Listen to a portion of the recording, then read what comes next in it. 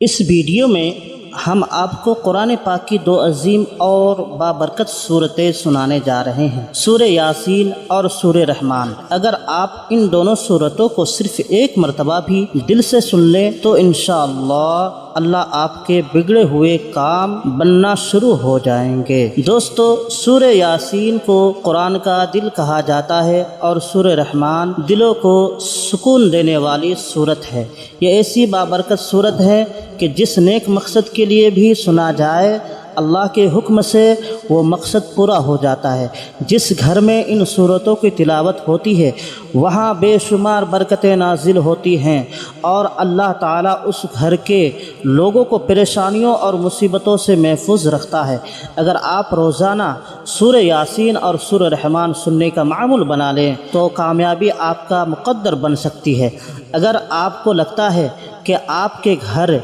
या कारोबार पर किसी का नज़र है, रिज़्क़ में तंगी है, तो अपने घर या दुकान में इन सूरतों को चलाएं। इंशाअल्लाह बुरी नज़र, जादू और दिगर मनफी असरात ख़त्म हो जाएंगे और रिज़्क़ में बेपनाह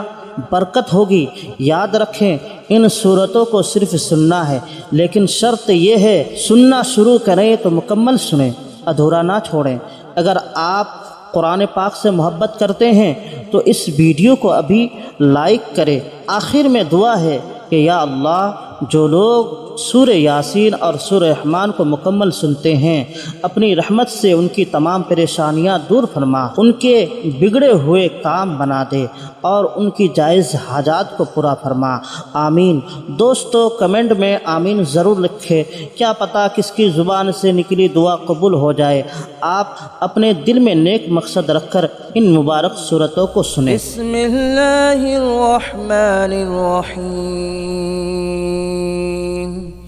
यासीन वल क़ुरआनिल हकीम इन्नका लमिनल मुरसलीन अला सिरातिन मुस्तक़ीम तंज़ीलल अज़ीज़िर रहीम लितुन्ज़िर क़ौमन मा उन्ज़िर आबाउहुम फहुम गाफ़िलून लक़द हक़्क़ल क़ौलु अला अक्सरिहिम फहुम ला युमिनून इन्ना जअलना फ़ी अअनाक़िहिम अग़लालन फ़हिय इलल अज़क़ान फ़हुम मुक़महून वजअलना मिन बैन अयदीहिम सद्दन वमिन ख़ल्फ़िहिम सद्दन फ़अग़शयनाहुम फ़हुम ला युबसिरून वसवाउन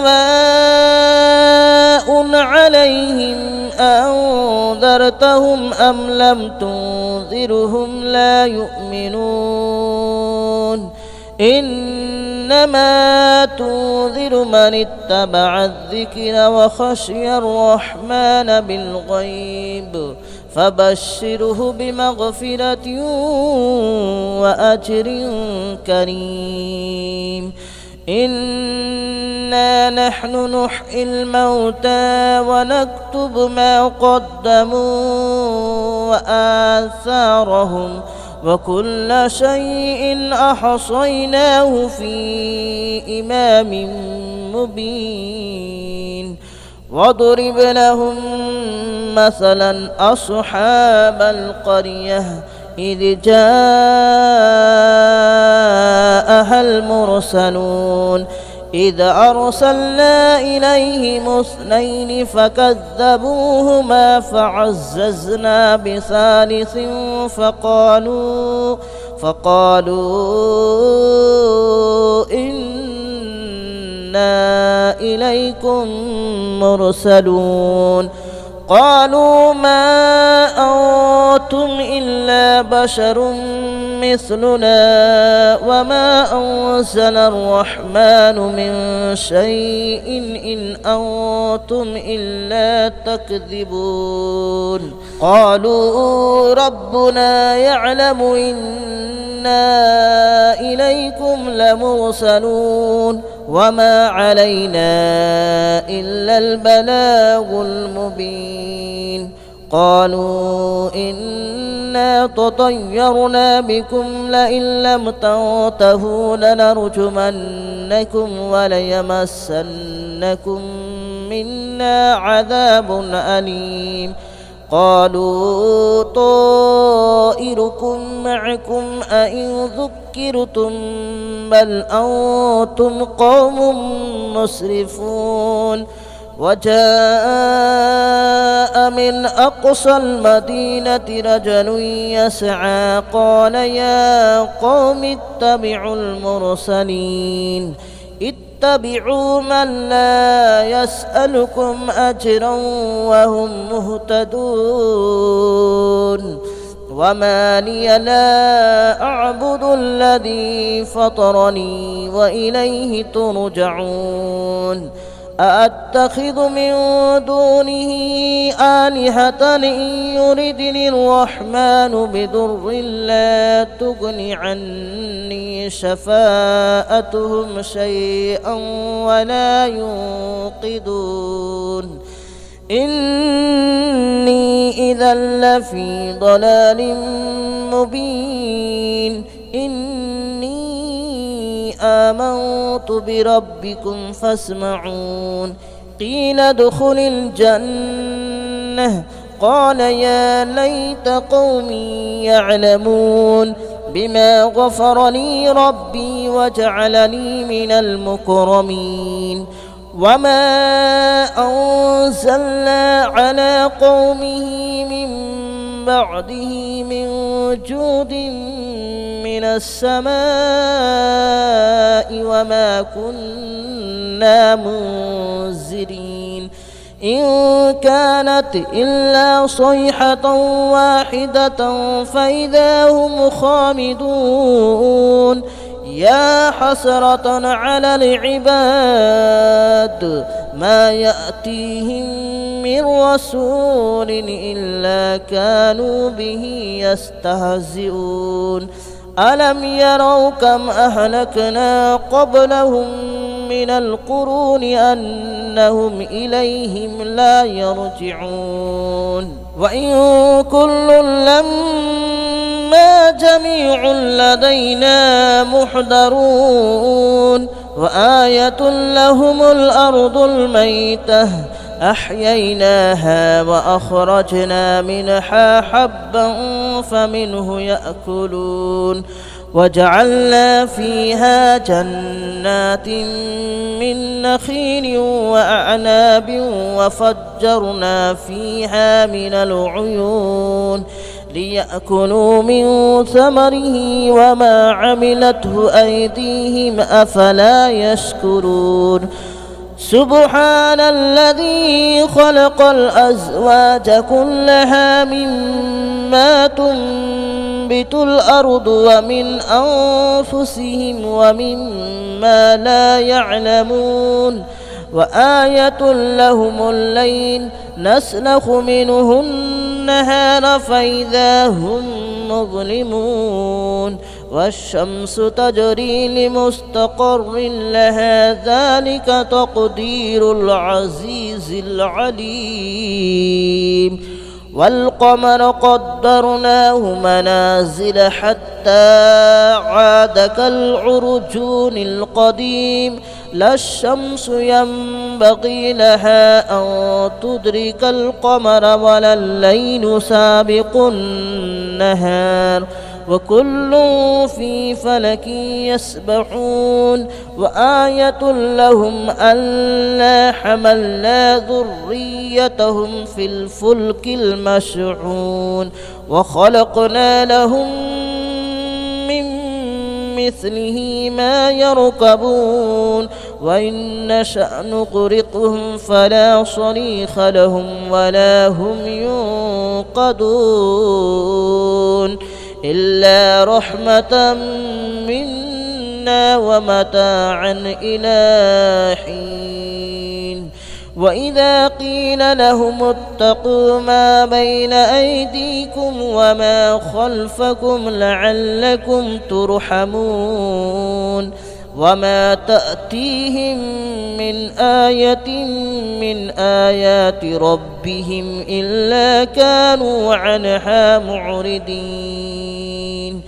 وإذا قيل لهم أنفقوا مما رزقكم الله قال الذين كفروا للذين آمنوا أنطعم من لو يشاء الله أطعمه إن أنتم إلا في ضلال مبين ويقولون متى هذا الوعد إن كنتم صادقين ما ينظرون إلا صيحة واحدة تأخذهم وهم يخصمون فلا يستطيعون توصية ولا إلى أهلهم يرجعون ونفخ في الصور فإذا هم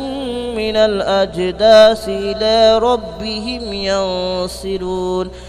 قالوا يا ويلنا من بعثنا من مرقدنا هذا ما وعد الرحمن وصدق المرسلون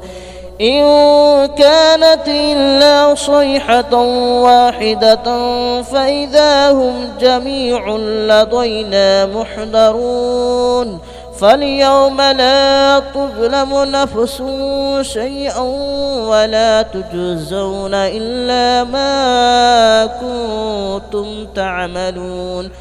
إن أصحاب الجنة اليوم في شغل فاكهون هم وأزواجهم في ظلال على الأرائك متكئون لهم فيها فاكهة ولهم ما يدعون سلام قولا من رب رحيم وامتازوا اليوم أيها المجرمون ألم أعهد إليكم يا بني آدم ألا تعبدوا الشيطان ألم أعهد إليكم يا بني آدم ألا تعبدوا الشيطان إنه لكم عدو مبين وأن اعبدوني هذا صراط مستقيم ولقد أضل منكم جبلا كثيرا أفلم تكونوا تعقلون هذه جهنم التي كنتم توعدون اصلوها اليوم بما كنتم تكفرون اليوم نختم على أفواههم وتكلمنا أيديهم وتشهد أرجلهم بما كانوا يكسبون ولو نشاء لتمسنا على أعينهم فاستبقوا الصراط فأنى يبصرون ولو نشاء لمسخناهم على مكانتهم فما استطاعوا مضيا ولا يرجعون ومن نعمره ننكسه في الخلق أفلا يعقلون وما علمناه الشعر وما ينبغي له إن هو إلا ذكر وقرآن مبين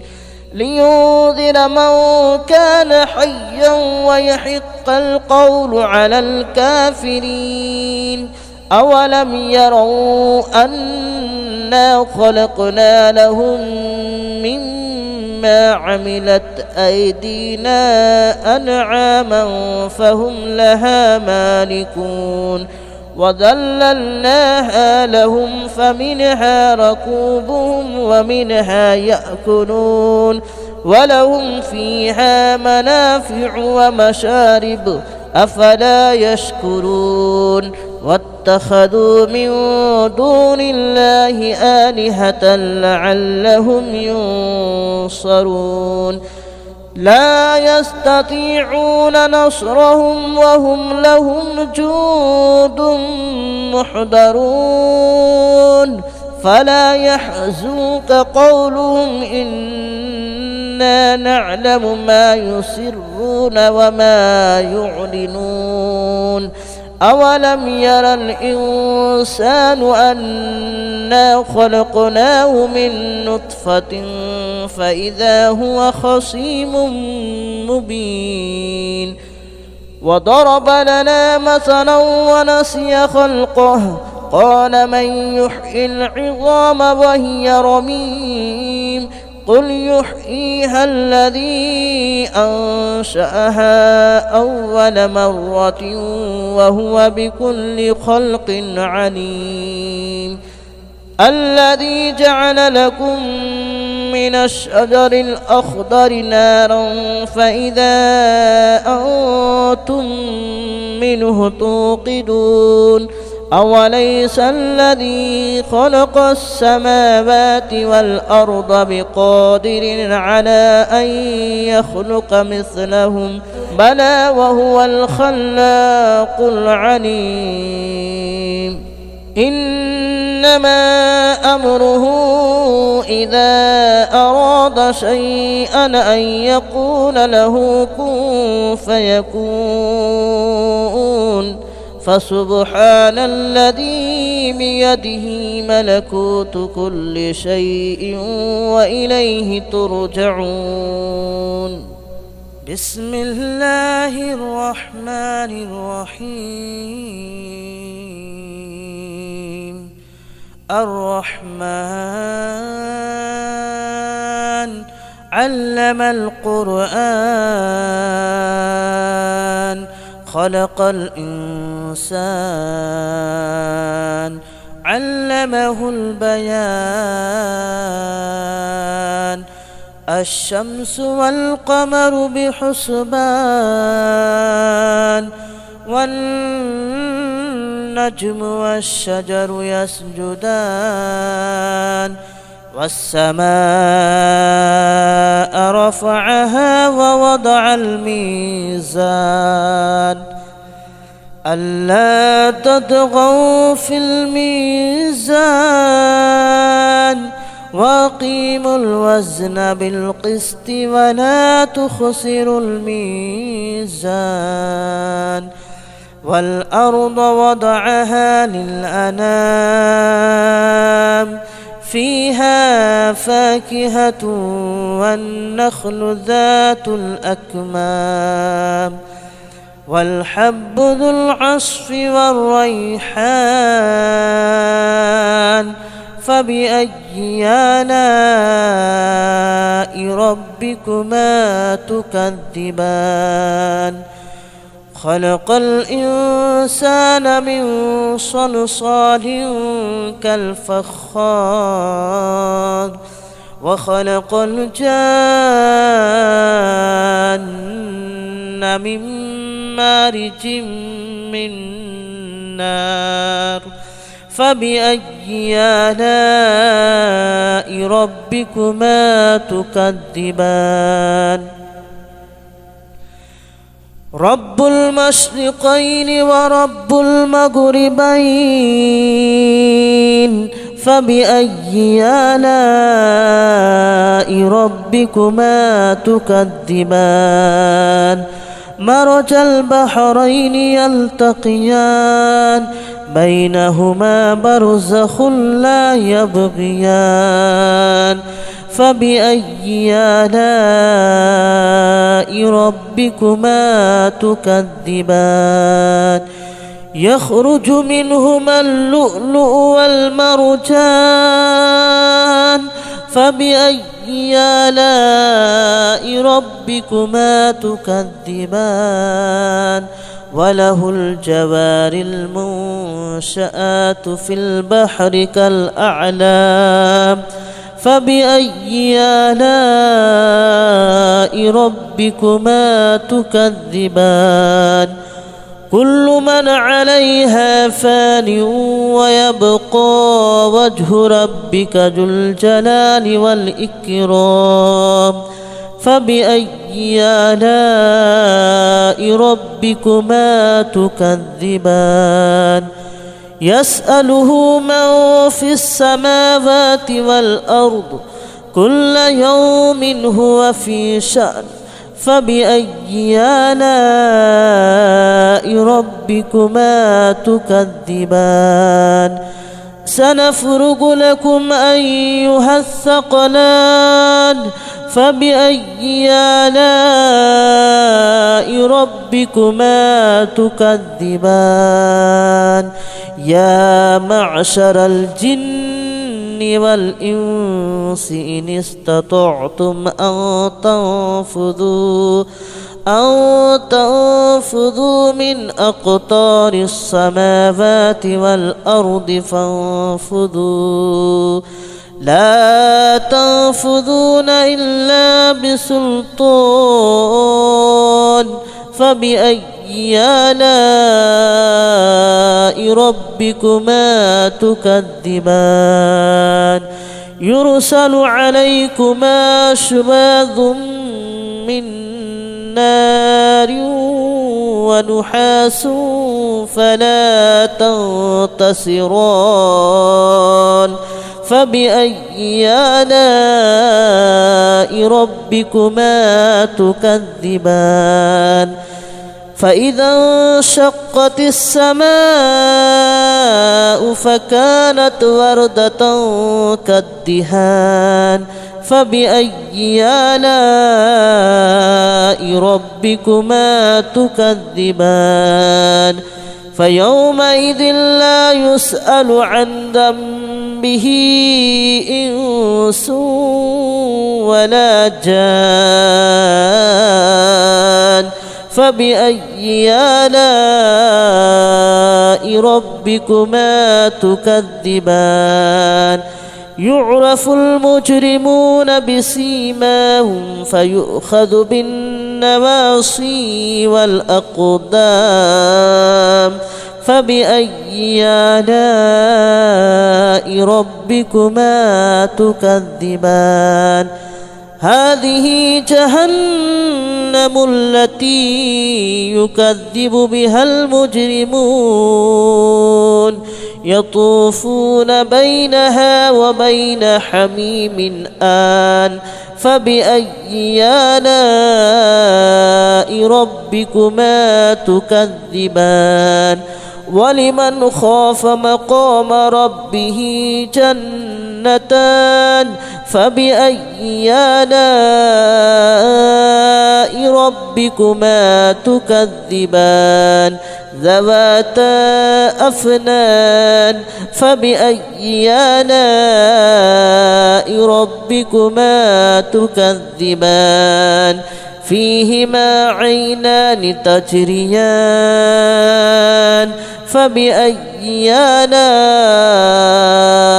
ربكما تكذبان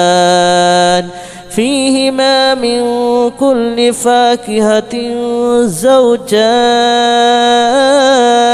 فبأي آلاء ربكما تكذبان متكئين على فرش بطائنها من استبرق وجنى الجنتين دان فبأي آلاء ربكما تكذبان فيهن قاصرات الطرف لم يطمثهن إنس قبلهم ولا جان فبأي آلاء ربكما تكذبان كأنهن الياقوت والمرجان فبأي آلاء ربكما تكذبان هل جزاء الإحسان إلا الإحسان فبأي آلاء ربكما تكذبان ومن دونهما جنتان فبأي آلاء ربكما تكذبان مدهامتان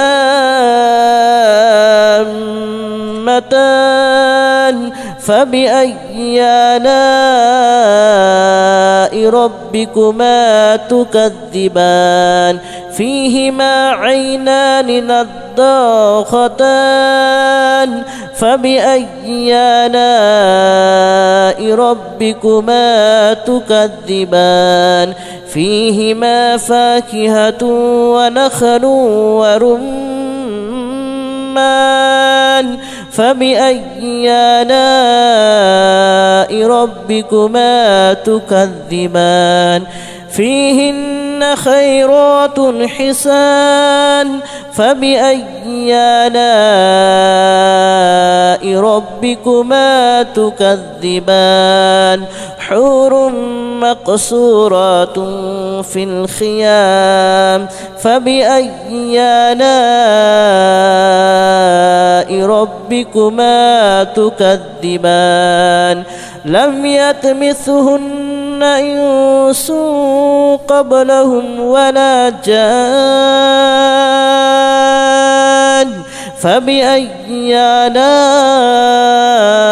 ربكما تكذبان متكئين على رفرف خضر وأبقري حسان فبأي آلاء ربكما تكذبان تبارك اسم ربك ذي الجلال والإكرام بسم الله الرحمن الرحيم إذا وقعت الواقعة ليس لوقعتها كاذبة خافضة رافعة إذا رجت الأرض رجا وبست الجبال بسا فكانت هباء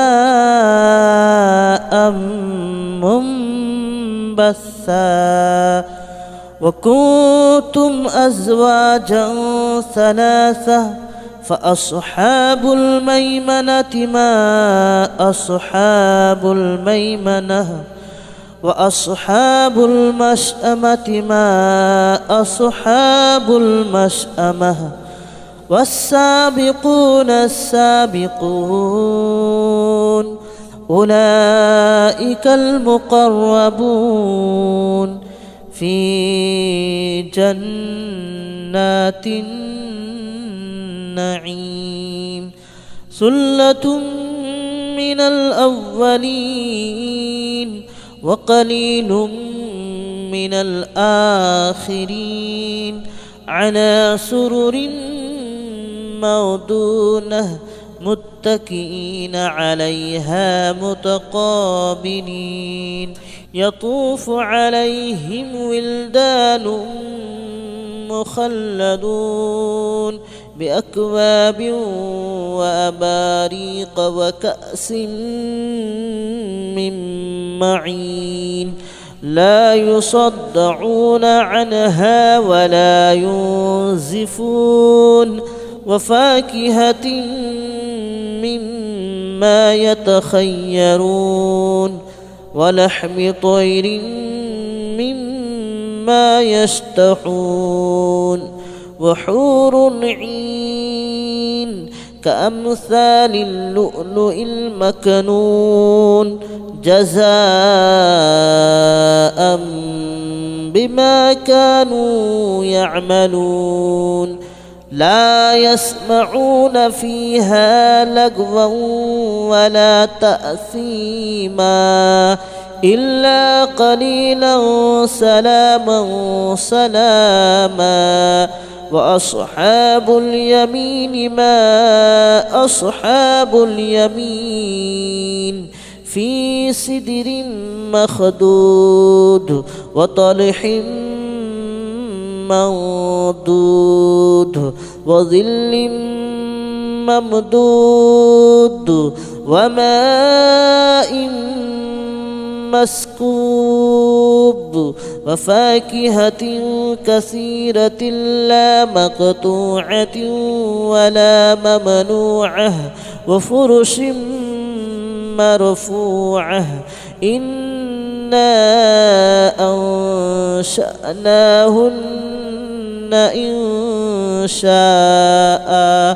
فجعلناهن أبكارا عربا أترابا لأصحاب اليمين ثلة من الأولين وثلة من الآخرين وأصحاب الشمال ما أصحاب الشمال في سموم وحميم وظل من يحموم لا بارد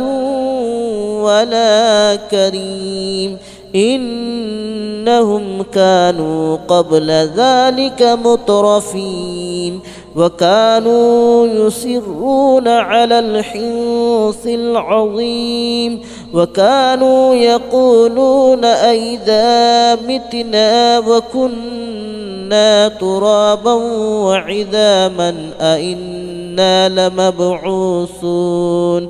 أو آباؤنا الأولون قل إن الأولين والآخرين لمجموعون إلى ميقات يوم معلوم ثم إنكم أيها الضالون المكذبون لآكلون من شجر من زقوم فمالئون منها البطون فشاربون عليه من الحميم فشاربون شرب الحميم هذا نزلهم يوم الدين نحن خلقناكم فلولا تصدقون أفرأيتم ما تمنون أأنتم تخلقونه أم نحن الخالقون نحن قدرنا بينكم الموت وما نحن بمسبوقين على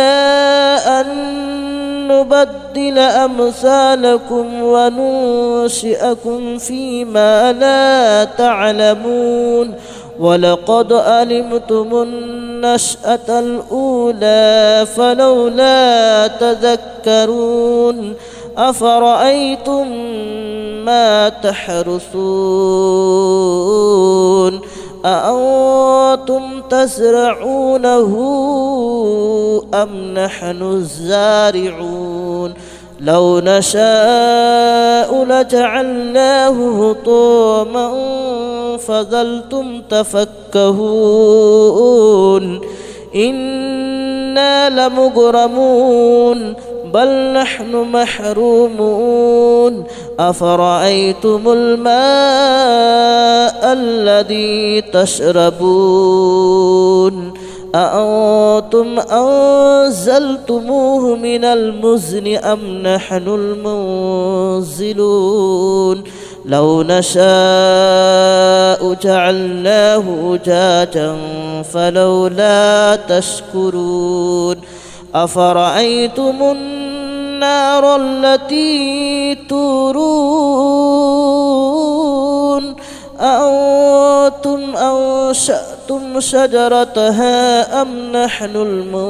المنشئون نحن جعلناها تذكرة ومتاعا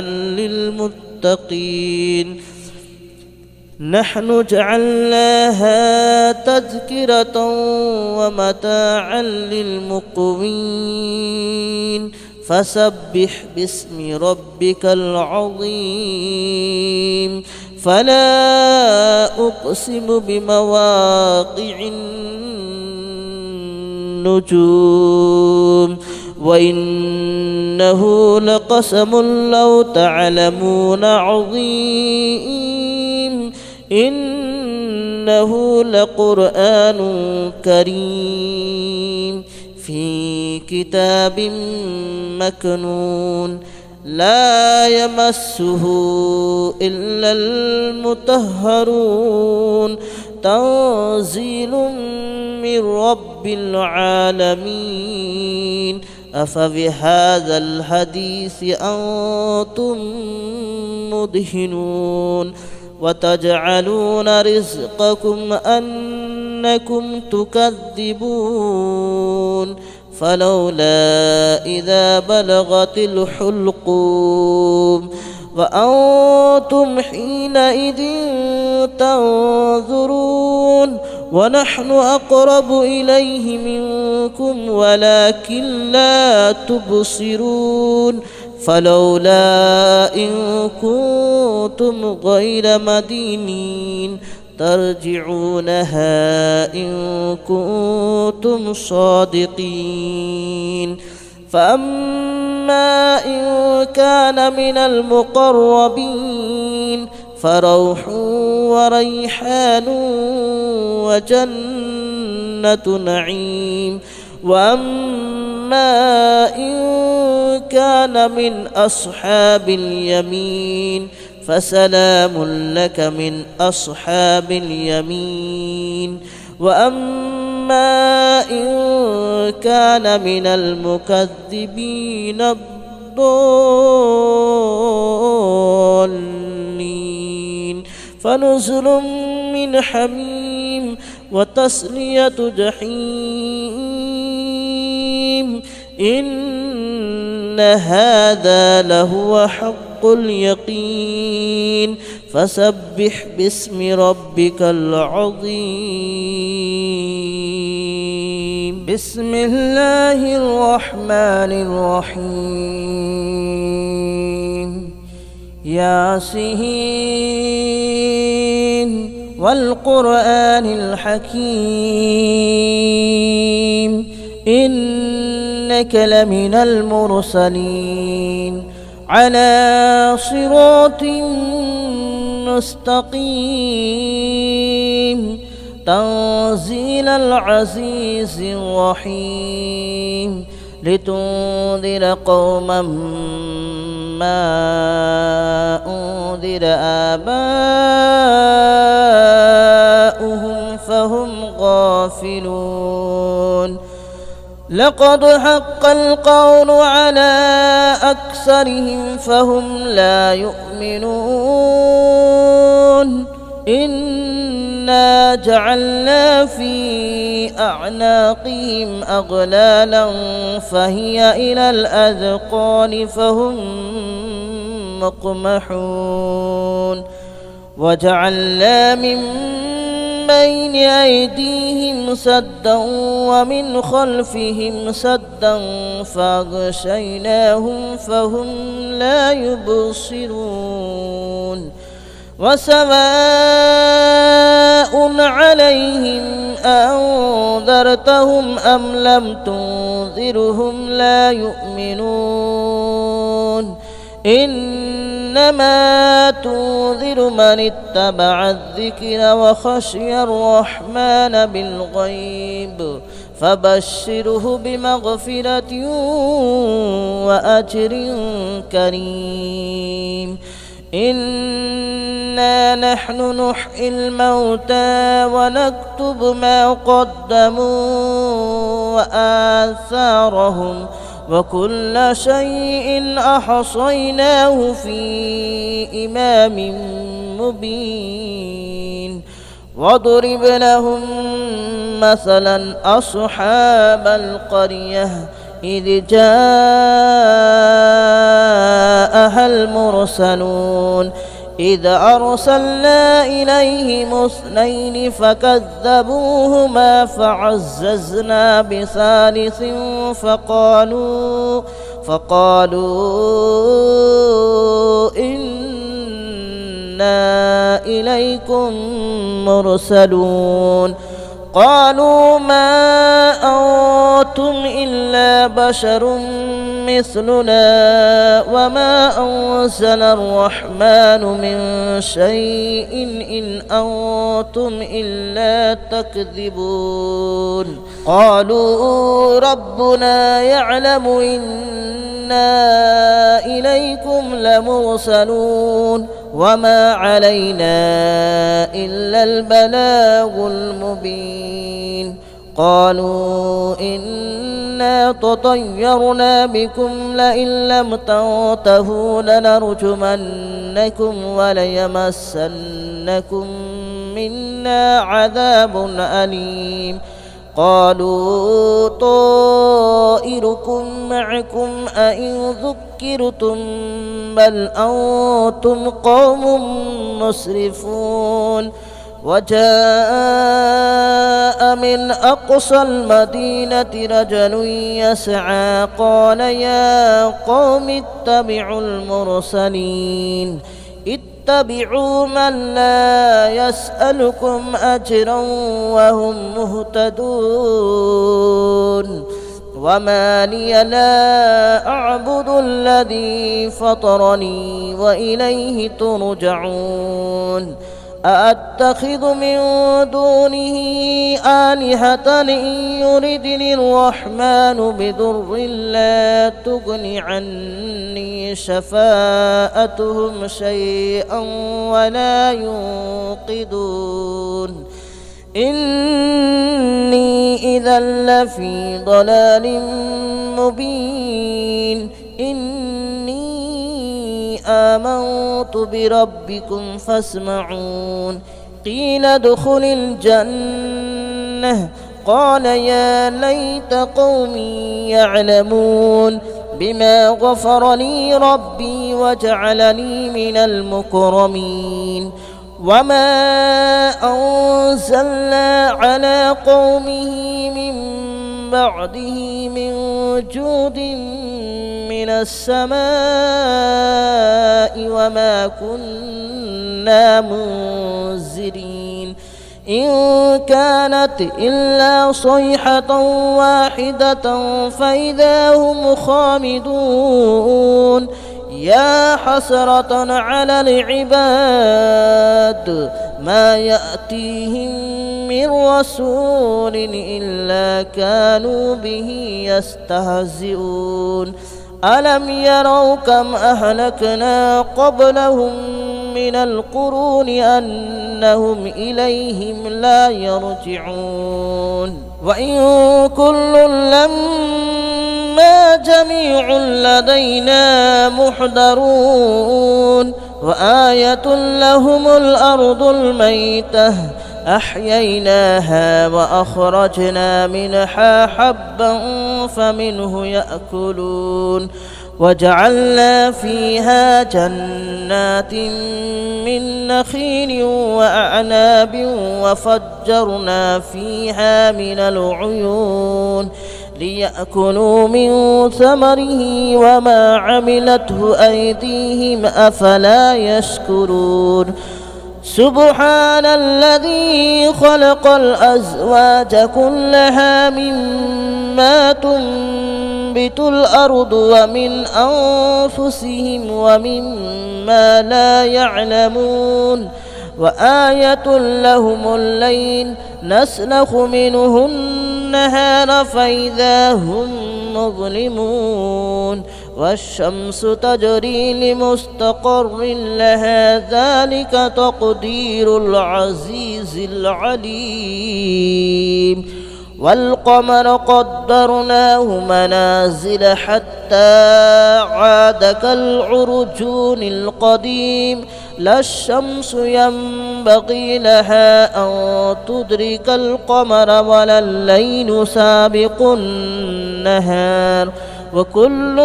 في فلك يسبحون وآية لهم ألا حملنا ذريتهم في الفلك المشحون وخلقنا لهم من مثله ما يركبون وإن نشأ نغرقهم فلا صريخ لهم ولا هم ينقذون إلا رحمة منا ومتاعا إلى حين وإذا قيل لهم اتقوا ما بين أيديكم وما خلفكم لعلكم ترحمون وما تأتيهم من آية من آيات ربهم إلا كانوا عنها معرضين وإذا قيل لهم أنفقوا مما رزقكم الله قال الذين كفروا للذين آمنوا أنطعم من لو يشاء الله أطعمه إن أنتم إلا في ضلال مبين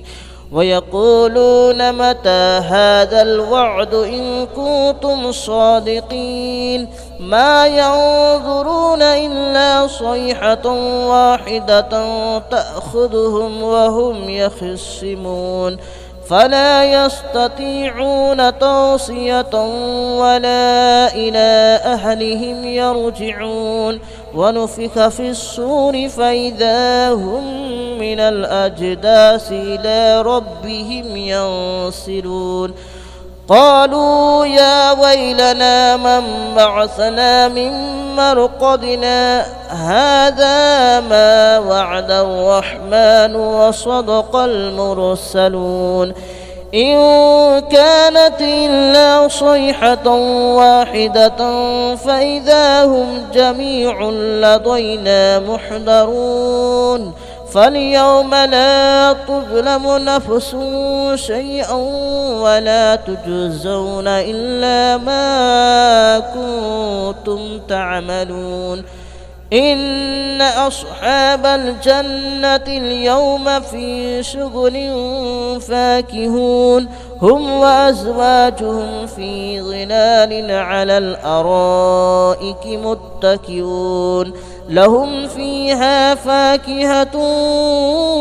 ولهم ما يدعون سلام قولا من رب رحيم وامتازوا اليوم أيها المجرمون ألم أعهد إليكم يا بني آدم ألا تعبدوا الشيطان ألم أعهد إليكم يا بني آدم ألا تعبدوا الشيطان إنه لكم عدو مبين وأن اعبدوني هذا صراط مستقيم ولقد أضل منكم جبلا كثيرا أفلم تكونوا تعقلون هذه جهنم التي كنتم توعدون اصلوها اليوم بما كنتم تكفرون اليوم نختم على أفواههم وتكلمنا أيديهم وتشهد أرجلهم بما كانوا يكسبون ولو نشاء لطمسنا على أعينهم فاستبقوا الصراط فأنى يبصرون ولو نشاء لمسخناهم على مكانتهم فما استطاعوا مضيا ولا يرجعون ومن نعمره ننكسه في الخلق أفلا يعقلون وما علمناه الشعر وما ينبغي له إن هو إلا ذكر وقرآن مبين لينذر من كان حيا ويحق القول على الكافرين أولم يروا أنا خلقنا لهم مما عملت أيدينا أنعاما فهم لها مالكون وذللناها لهم فمنها ركوبهم ومنها يأكلون ولهم فيها منافع ومشارب أفلا يشكرون واتخذوا من دون الله آلهة لعلهم ينصرون لا يستطيعون نصرهم وهم لهم جند محضرون فلا يحزنك قولهم إنا نعلم ما يسرون وما يعلنون أولم ير الإنسان أنا خلقناه من نطفة فإذا هو خصيم مبين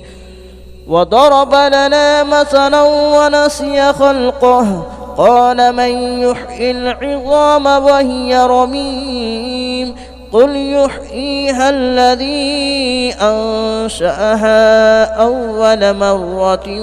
وهو بكل خلق عليم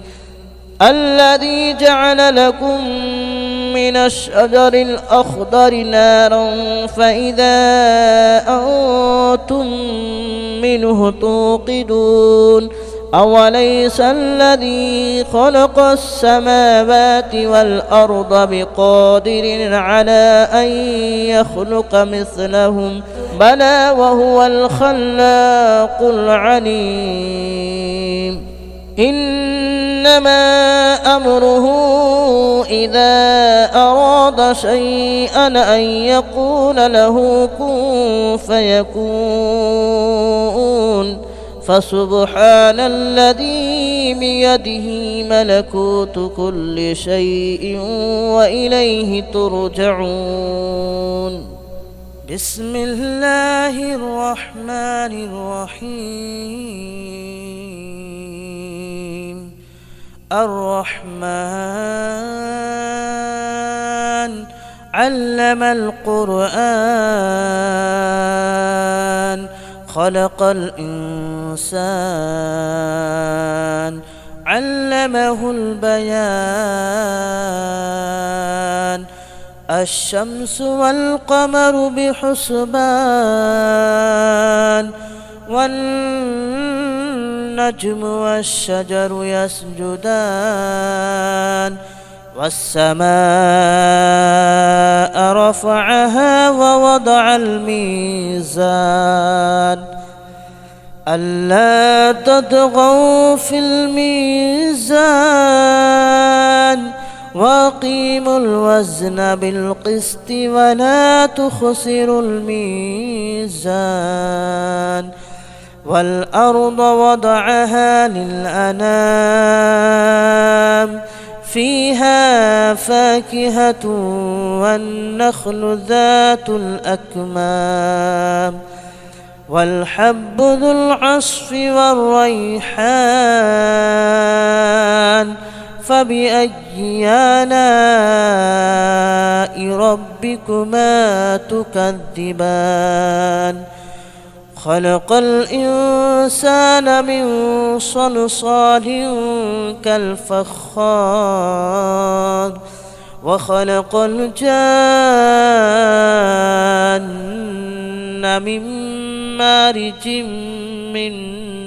نار فبأي آلاء ربكما تكذبان رب المشرقين ورب المغربين فبأي آلاء ربكما تكذبان مرج البحرين يلتقيان بينهما برزخ لا يبغيان فبأي آلاء ربكما تكذبان يخرج منهما اللؤلؤ والمرجان فبأي آلاء ربكما تكذبان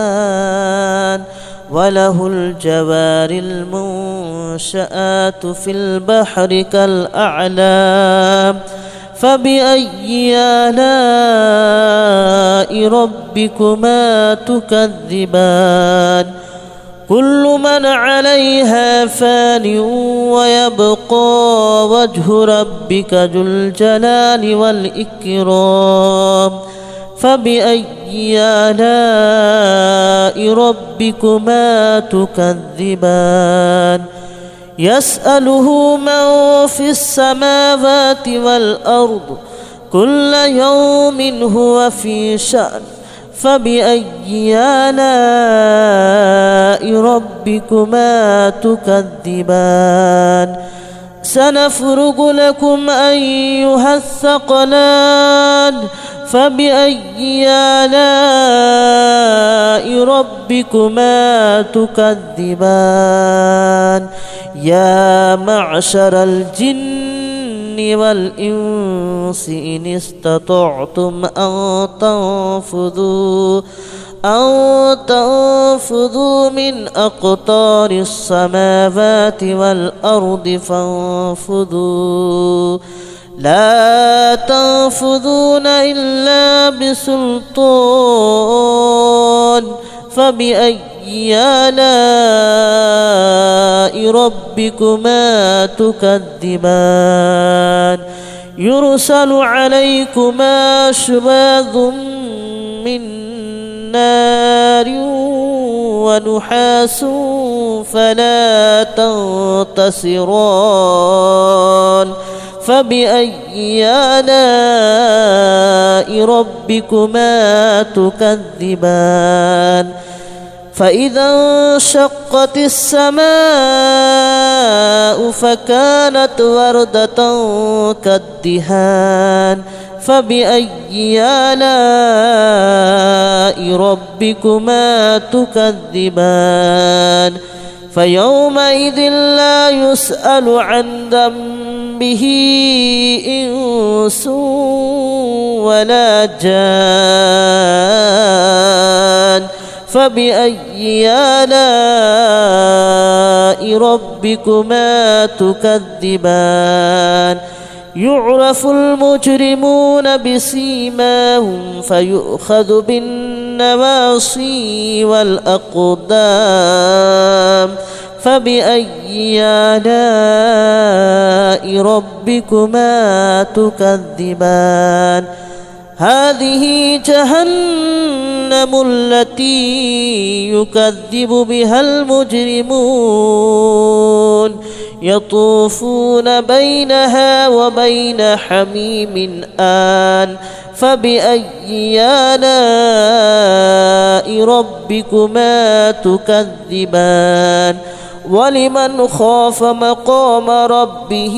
جنتان فبأي آلاء ربكما تكذبان ذواتا أفنان فبأي آلاء ربكما تكذبان فيهما عينان تجريان فبأي آلاء ربكما تكذبان فيهما من كل فاكهة زوجان فبأي آلاء ربكما تكذبان متكئين على فرش بطائنها من استبرق وجنى الجنتين دان فبأي آلاء ربكما تكذبان فيهن قاصرات الطرف لم يطمثهن إنس قبلهم ولا جان فبأي آلاء ربكما تكذبان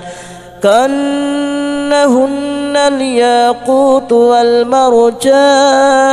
فبأي آلاء ربكما تكذبان هل جزاء الإحسان إلا الإحسان فبأي آلاء ربكما تكذبان ومن دونهما جنتان فبأي آلاء ربكما تكذبان مدهامتان فبأي آلاء ربكما تكذبان فيهما عينان نضاختان فبأي آلاء ربكما تكذبان فيهما فاكهة ونخل ورمان فبأي آلاء ربكما تكذبان فيهن خيرات حسان فبأي آلاء ربكما تكذبان حور مقصورات في الخيام فبأي آلاء ربكما تكذبان لم يطمثهن إنس قبلهم ولا جان فبأي آلاء ربكما تكذبان متكئين على رفرف خضر وأبقري حسان فبأي آلاء ربكما تكذبان تبارك اسم ربك ذي الجلال والإكرام بسم الله الرحمن الرحيم إذا وقعت الواقعة ليس لوقعتها كاذبة خافضة رافعة إذا رجت الأرض رجا وبست الجبال بسا فكانت هباء منبثا وكنتم أزواجا ثلاثة فأصحاب الميمنة ما أصحاب الميمنة وأصحاب المشأمة ما أصحاب المشأمة والسابقون السابقون أولئك المقربون في جنات النعيم ثلة من الأولين وقليل من الآخرين على سرر موضونة متكئين عليها متقابلين يطوف عليهم ولدان مخلدون بأكواب وأباريق وكأس من معين لا يصدعون عنها ولا ينزفون وفاكهة مما يتخيرون ولحم طير مما يشتهون وحور عين كأمثال اللؤلؤ المكنون جزاء بما كانوا يعملون لا يسمعون فيها لغوا ولا تأثيما إلا قليلا سلاما سلاما وأصحاب اليمين ما أصحاب اليمين في سدر مخدود وطلح منضود وظل ممدود وماء مسكوب وفاكهة كثيرة لا مقطوعة ولا ممنوعة وفرش مرفوعة إنا أنشأناهن إن شاء فجعلناهن أبكارا عربا أترابا لأصحاب اليمين ثلة من الأولين وثلة من الآخرين وأصحاب الشمال ما أصحاب الشمال في سموم وحميم وظل من يحموم لا بارد ولا كريم إنهم كانوا قبل ذلك مترفين وكانوا يصرون على الحنث العظيم وكانوا يقولون أئذا متنا وكنا ترابا وعظاما أئنا لمبعوثون أو آباؤنا الأولون قل إن الأولين والآخرين لمجموعون إلى ميقات يوم معلوم ثم إنكم أيها الضالون المكذبون لآكلون من شجر من زقوم فمالئون منها البطون فشاربون عليه من الحميم فشاربون شرب الحميم هذا نزلهم يوم الدين نحن خلقناكم فلولا تصدقون أفرأيتم ما تمنون أأنتم تخلقونه أم نحن الخالقون نحن قدرنا بينكم الموت وما نحن بمسبوقين على أن نبدل أمثالكم وننشئكم فيما لا تعلمون ولقد علمتم النشأة الأولى فلولا تذكرون أفرأيتم ما تحرثون أأنتم تزرعونه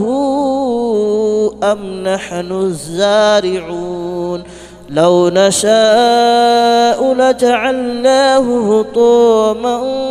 فظلتم تفكهون إنا لمغرمون بل نحن محرومون أفرأيتم الماء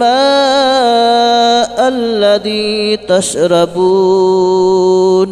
أأنتم أنزلتموه من المزن أم نحن المنزلون لو نشاء جعلناه أجاجا فلولا تشكرون أفرأيتم النار التي تورون أأنتم أنشأتم شجرتها أم نحن المنشئون نحن جعلناها تذكرة ومتاعا للمتقين نحن جعلناها تذكرة ومتاعا للمقوين فسبح باسم ربك العظيم فلا أقسم بمواقع النجوم وإنه لقسم لو تعلمون عظيم إنه لقرآن كريم في كتاب مكنون لا يمسه إلا المطهرون تنزيل من رب العالمين أفبهذا الحديث أنتم مدهنون وتجعلون رزقكم أنكم تكذبون فلولا إذا بلغت الحلقوم وأنتم حينئذ تنظرون ونحن أقرب إليه منكم ولكن لا تبصرون فلولا إن كنتم غير مدينين ترجعونها إن كنتم صادقين فأما إن كان من المقربين فروح وريحان وجنة نعيم وأما إن كان من أصحاب اليمين فسلام لك من أصحاب اليمين وأما إن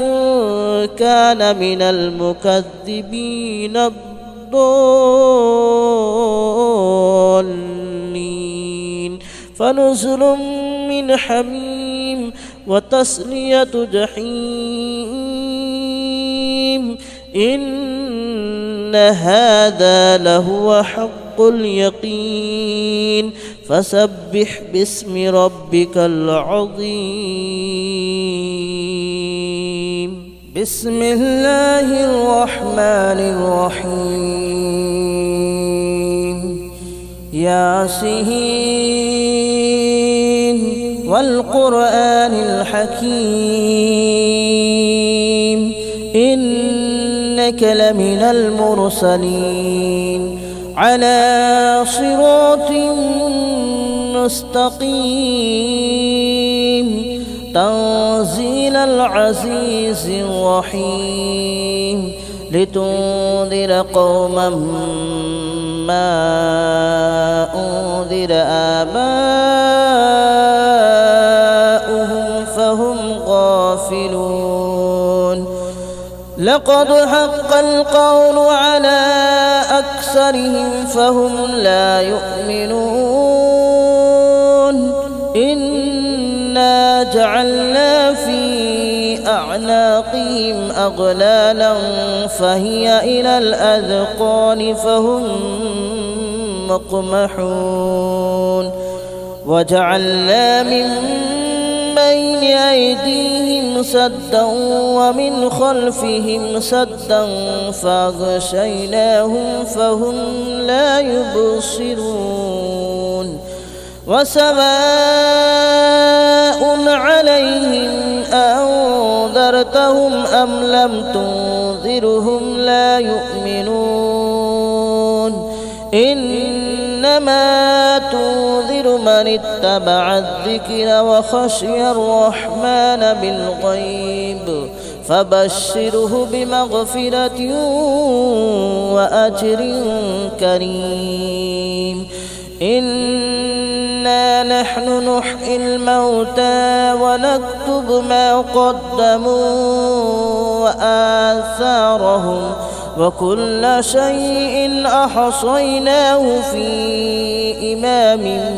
مبين واضرب لهم مثلا أصحاب القرية إذ جاءها المرسلون إذ أرسلنا إليهم اثنين فكذبوهما فعززنا بثالث فقالوا إنا إليكم مرسلون قالوا ما أنتم إلا بشر مثلنا وما أنزل الرحمن من شيء إن أنتم إلا تكذبون قالوا ربنا يعلم إنا إليكم لمرسلون وما علينا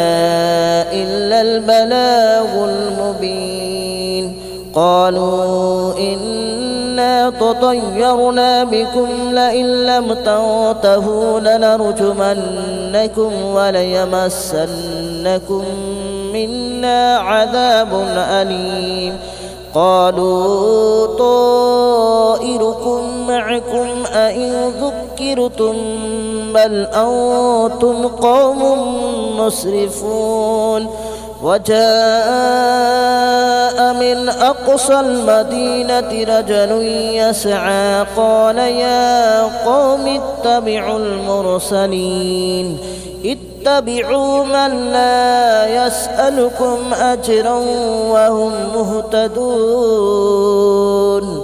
وما لي لا أعبد الذي فطرني وإليه ترجعون أأتخذ من دونه آلهة إن يردني الرحمن بضر لا تغن عني شفاءتهم شيئا ولا ينقذون إني إذا لفي ضلال مبين آمنت بربكم فاسمعون قيل ادخل الجنة قال يا ليت قومي يعلمون بما غفر لي ربي وجعلني من المكرمين وما أنزلنا على قومه من بعده من جود من السماء وما كنا منزلين إن كانت إلا صيحة واحدة فإذا هم خامدون يا حسرة على العباد ما يأتيهم من رسول إلا كانوا به يستهزئون ألم يروا كم أهلكنا قبلهم من القرون أنهم إليهم لا يرجعون وإن كل لما جميع لدينا محضرون وآية لهم الأرض الميتة أحييناها وأخرجنا منها حبا فمنه يأكلون وجعلنا فيها جنات من نخيل وأعناب وفجرنا فيها من العيون ليأكلوا من ثمره وما عملته أيديهم أفلا يشكرون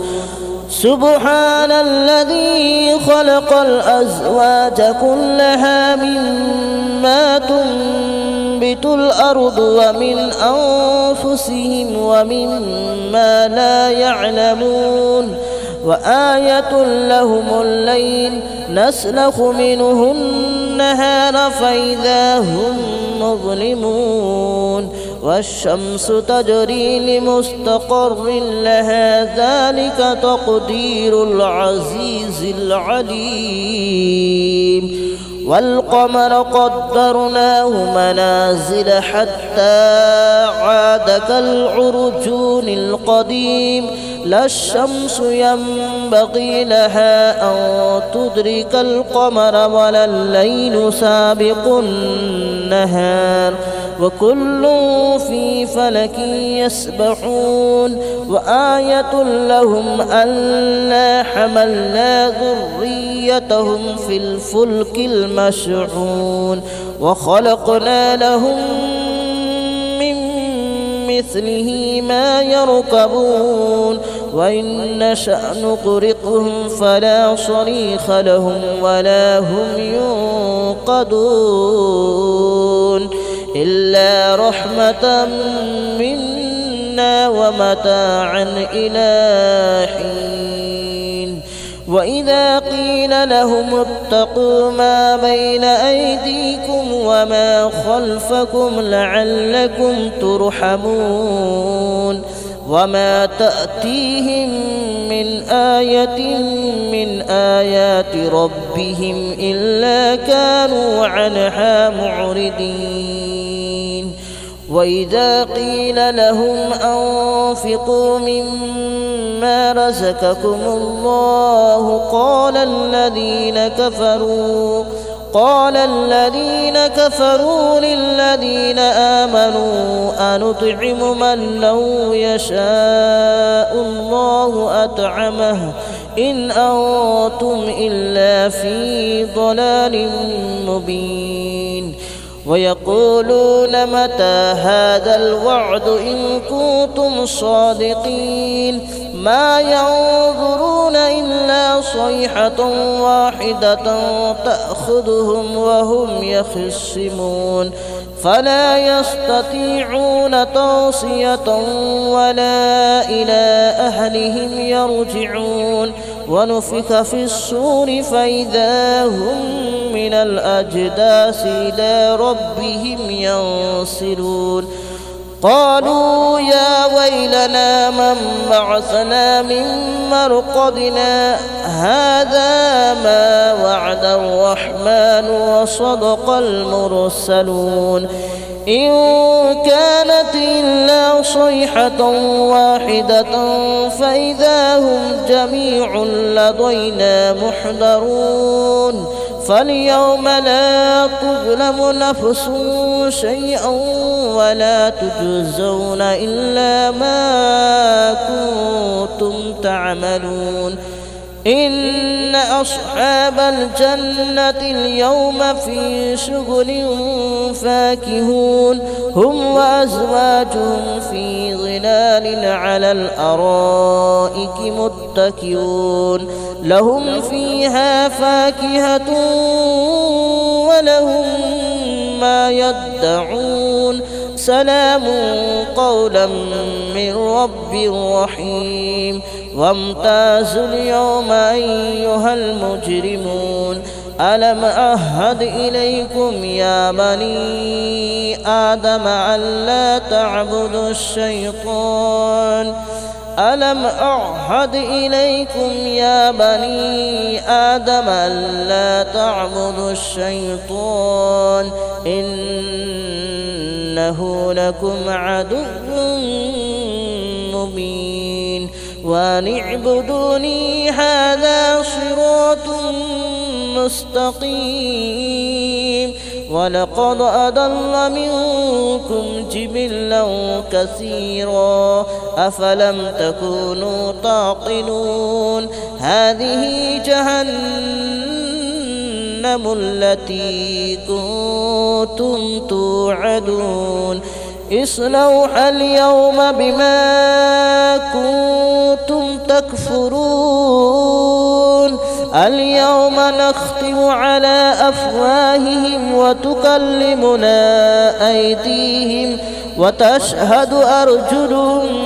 بما كانوا يكسبون ولو نشاء لطمسنا على أعينهم فاستبقوا الصراط فأنى يبصرون ولو نشاء لمسخناهم على مكانتهم فما استطاعوا مضيا ولا يرجعون ومن نعمره ننكسه في الخلق أفلا يعقلون وما علمناه الشعر وما ينبغي له إن هو إلا ذكر وقرآن مبين لينذر من كان حيا ويحق القول على الكافرين أولم يروا أنا خلقنا لهم مما عملت أيدينا أنعاما فهم لها مالكون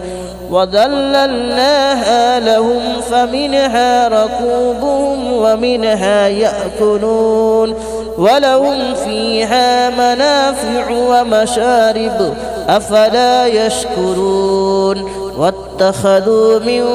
دون الله آلهة لعلهم